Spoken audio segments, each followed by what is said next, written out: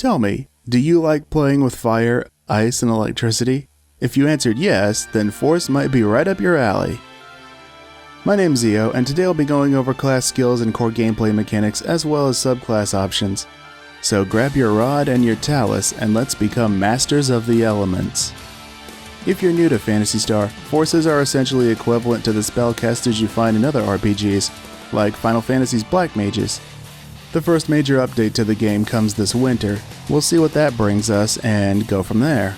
To start things off, let's take a look at the skill set.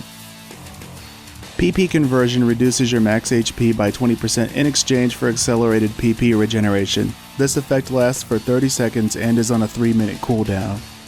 PP conversion increase will grant you 2 stocks of this.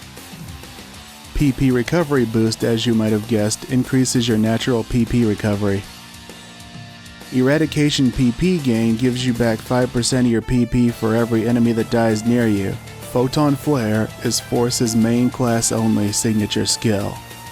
Not only does this bad boy increase your max PP by 50, it also grants a 20% potency buff to Force weapons. This effect has a 30-second duration and is on a 3-minute cooldown. Photon Flare Short Charge reduces potency by 10% but speeds up charge time. Photon Flare after PP gain refunds any PP that you spent during Photon Flare up to 100. Pretty decent for a signature skill. Slow Landing Charge lets you stay airborne longer while you're charging up a technique. Broad Technique Hold lets you keep charging a technique after a block or a sidestep. You can use that same technique for free and it charges up faster next time.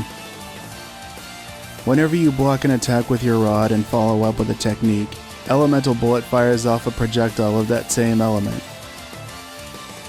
Rod React Advanced makes you invincible for a while if you block or sidestep while using a technique. Technique Charge PP Well Up lets you keep regenerating PP while you're charging up a technique. Tricky Capacitor is a Talis skill that fills up a meter like a photon blast. Once that meter fills up, you activate the skill and it shoots off a long-range special attack. This is actually pretty nice for refilling PP. Talis Bloom Revoke gets rid of the ring around you after a Talis PA by holding down the weapon action. Floating Pillbox Multi-Rock deploys a trio of cards that shoots at nearby enemies when you press the weapon action with no directional input. We'll talk about Barda Blood and Zonde Clad here in a second. Now, what's a wizard without their spells? Foy shoots a fast-moving fireball at your target. Charging it unleashes an explosion that hits anything within its radius. Gifoy summons a fire ring around you that hits anything in its radius. Charge this up and you'll hit your target with a massive fire pillar. Barda shoots a ball of ice out in front of you. Charging it makes it come out faster and stronger. Barda shoots a wall of ice in a cone in front of you. Its charged version, of course, is bigger and stronger.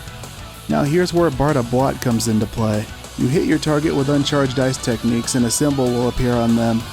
It takes 4 uncharged ice techs for a level 1 symbol and 7 for a level 2, which is the maximum. Detonate that sucker with a charge spell, boom, big damage. Zonde hits your target with a lightning bolt. Charge it up and you'll do 2 smaller strikes followed by a big one. Zonde puts down a big electrical field that shocks anyone that comes inside of it 3 times. Charge this up and you'll summon a big ball of electricity that hits anything within range 3 times.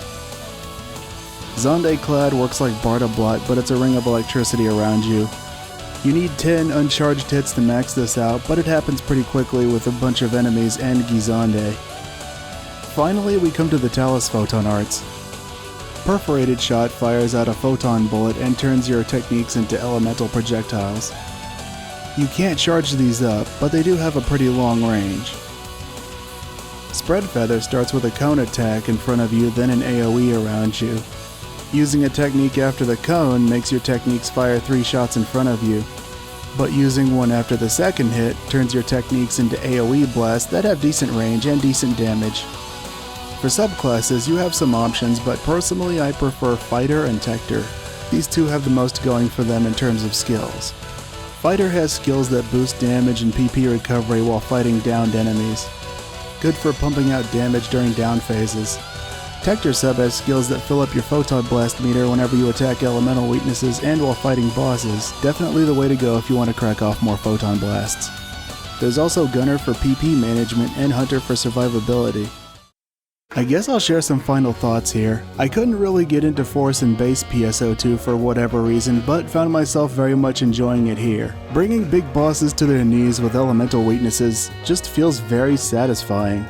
So what do you guys think? Did you find this at all helpful? If you're new to PSO2 or Phantasy Star in general, let me extend my warmest welcome to you. I stream on Twitch 2 to 3 nights a week. I'll usually post on here and Twitter whenever I go live. The link to that's going to be on screen and down in the description below. Feel free to come by and hang out, maybe have a couple drinks.